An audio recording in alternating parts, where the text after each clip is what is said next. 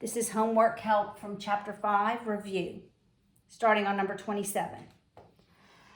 The half-life of carbon-14. All right, so the half-life is the amount over time is the original amount. Here's the formula, times 0.5 raised to the time divided by the half-life. And it gives us the half-life of 5730. This is what it's asking for. We're solving for the amount over a period of time. The original is 16 grams.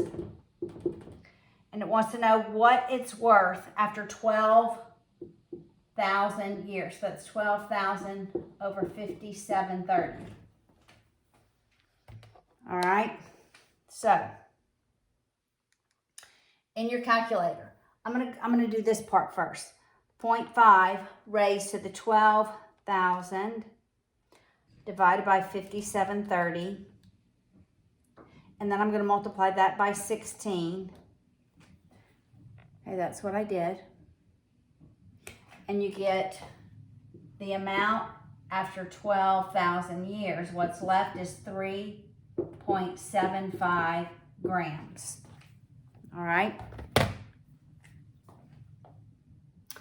The next question is 41. All right, describe the transformations and give the domain and range. All right, let's write number 41 down. K of x equals the log of 4 minus x. All right, first thing we have to do is we have to write this in proper form. The x has to be first and you want it to be positive. All right, so you have k of x equals the log of negative x plus 4, but that negative needs to be a positive because what that negative tells me is that's a horizontal reflection. All right, so it's going to be the log of negative x minus 4. So we're factoring out that, we factored out that negative. All right, so this is a horizontal reflection, so it reflects across the x-axis. All right, so that's what you do first. Normally, it's here, right? But we're reflecting it across the x-axis, so it's here. Okay, this is the reflection. And then this is a horizontal shift. Negative is right, to the right by 4. All right, so then we're gonna move this 4. 1, 2, 3, 4. That's at 3. So 1 unit behind it is going to be our asymptote. It's gonna look like this. Our range is all reals, but our domain is all x values less than 4. Okay, so your reflection goes first, then your horizontal shift. And you have to have it in the right format. All right, number 71. All right, I want to do 69, 70, and 71. So there are 2 types of log equations that you can have. You can have, you know, ln of A plus ln of B equals ln of C. When you have all logs, you want a single log, I'm just making up, equals a single log. When you have a single log equals a single log, you set their arguments equal to each other. So you have all logs, don't move your logs or your natural logs to the other side of the equal sign. Just make a single log, remembering addition is multiplication, addition of the logs is multiplication of the arguments, right? Subtraction is division of the arguments, all right? And that is what number 69 is like.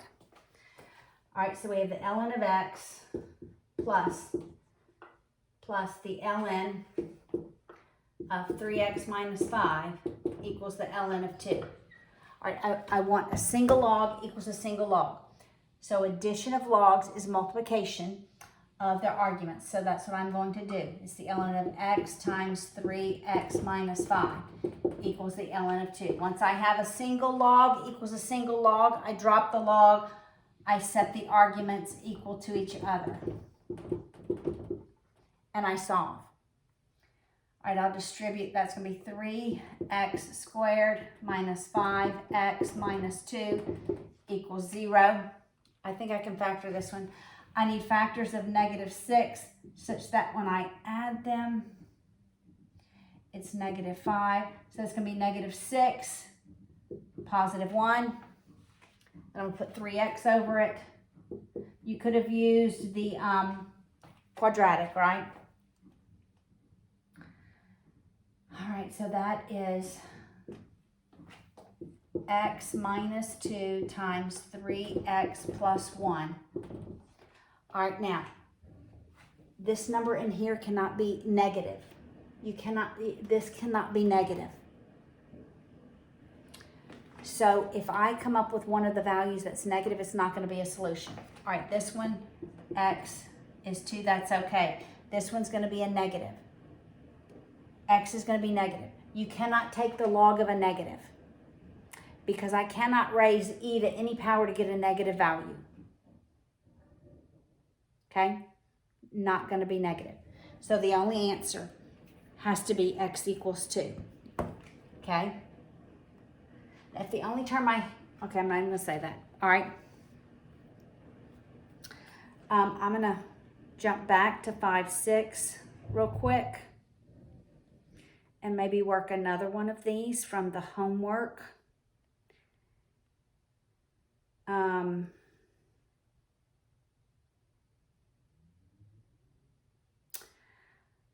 So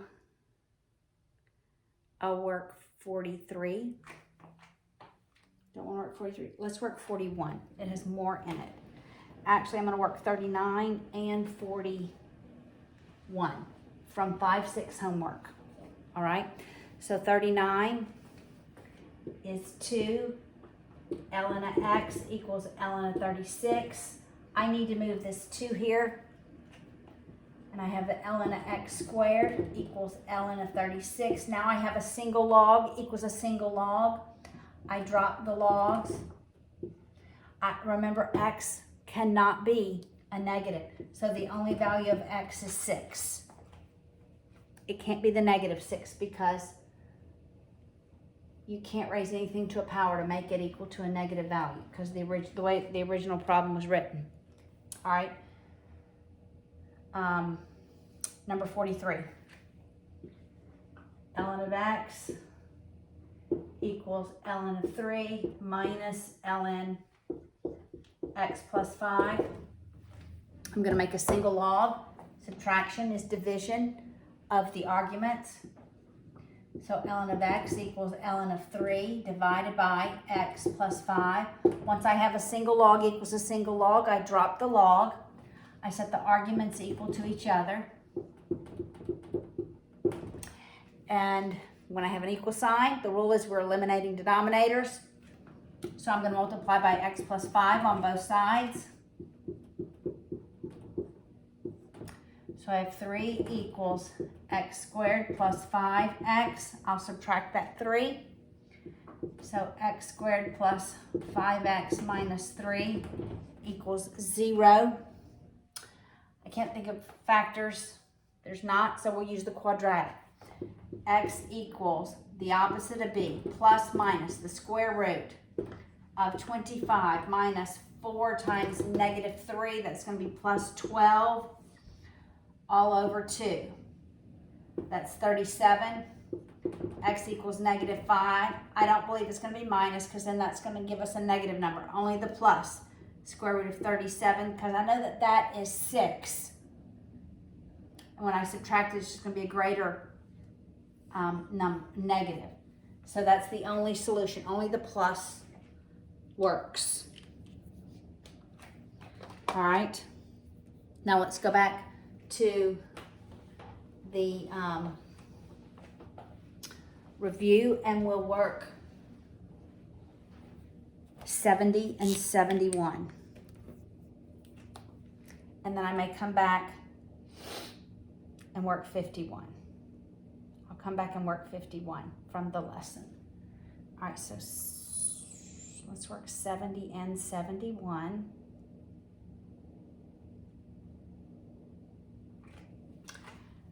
Okay, so now we have the ln of x plus 8 minus the ln of x equals 1. I don't know why I keep picking up this marker. I just need a darker one, huh? I want a single log equals a number. When I have a constant, I want a single log equals the constant. And then I'm going to exponential form. All right, so subtraction is division. So we have the ln of x plus 8 divided by x equals 1. Oh, that didn't help very much, did it? All right, so now the base is e to the first power equals x plus 8 over x. That's just e. Okay, I want this to be x equals. Well, I'm going to follow the rules that I taught you in algebra. Eliminate denominator because we have an equal sign. So I'm going to multiply both sides by x. So I end up with ex equals x plus 8. And just like we had those crazy problems in Algebra 2 where I said solve for p, I had all these variables, that's what we're going to do. We're going to solve for x.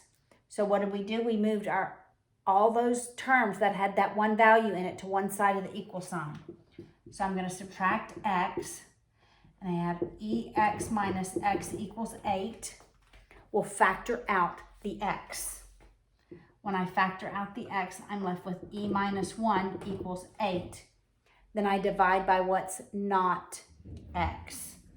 So divided by e minus 1 on both sides, that's what x equals. 8 divided by e minus 1. All right, number 71. Number 71, okay.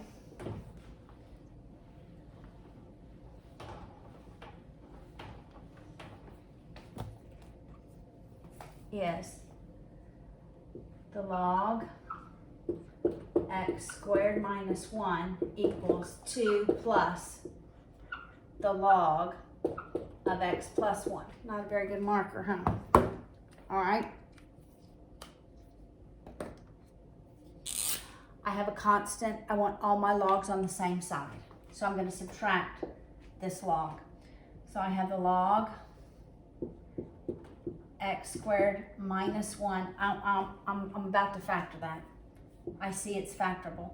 Minus the log of x plus 1 equals 2. Now I want a single log. Subtraction is division. So it's the log. I'm going to factor this. It's x plus 1 times x minus 1 over x plus 1. I factored it because I knew I was going to be able to cancel 1 out. And I can.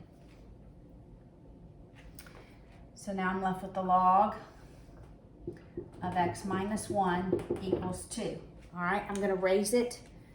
I'm going to convert this to exponents. That's 10 squared. 10 squared equals x minus 1. That's 100. I'm going to add 1 to both sides. The value of x is 101. All right, I want to go back to lesson 5.6 and work problem, I believe it's 51. It's the hardest one.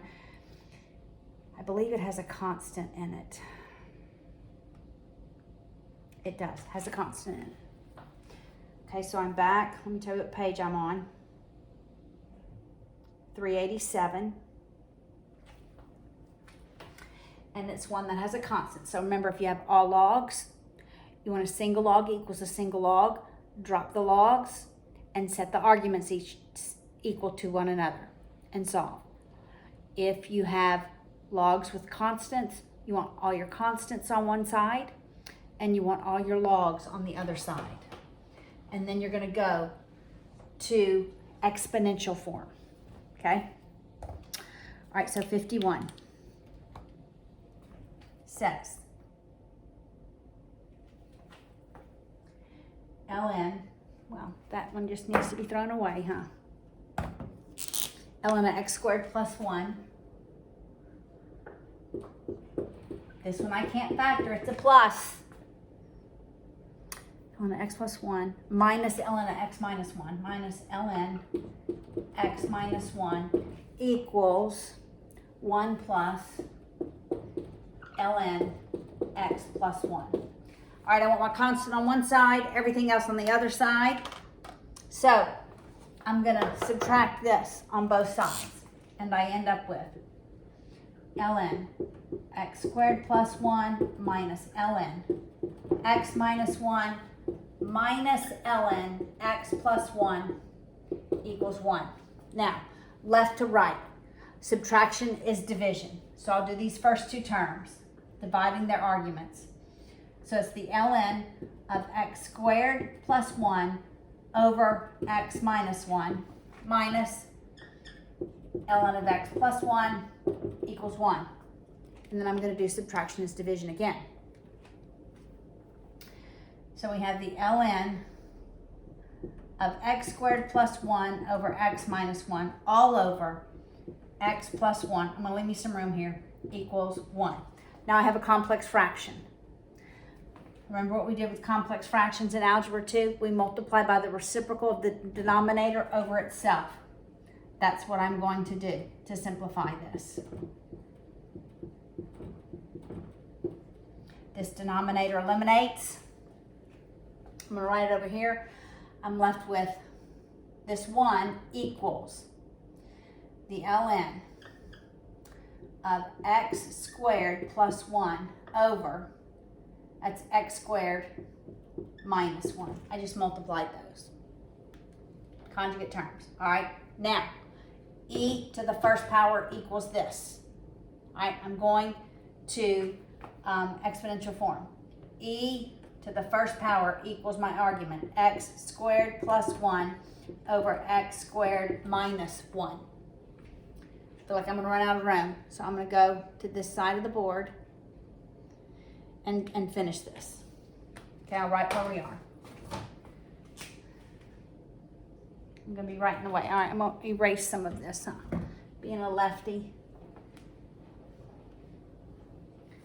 All right, so I have e to the first power, which is just e, equals x squared plus 1 over x squared minus 1. Again, I'm following the same rules from last year. I have an equal sign. I'm eliminating the denominator. So I'm going to multiply by x squared minus 1 every term. This eliminates. I'm left with x squared plus 1 equals ex squared minus e. I just distributed the e. Now I want x equals. So I'm going to put every term with x in it on one side of the equal sign and everything else on the other. So I'm going to add e. So I'm going to have e plus 1 on the right. I'm going to subtract x squared. So I'm going to have ex squared minus x squared. I'm going to factor out the x squared on the left-hand side. So we have x squared times e minus 1 equals e plus 1. I'm going to divide by what's not x squared on both sides. So e minus 1, e minus 1. So I'm left with x squared equals e plus 1 over e minus 1. I don't want to know what x squared is. I want to know what x is. When I take the square root, I'm reminding myself x cannot be a negative value. So x can only be the positive of this. The positive of the square root of e plus 1 over e minus 1. You leave e as e, just as you do pi as pi.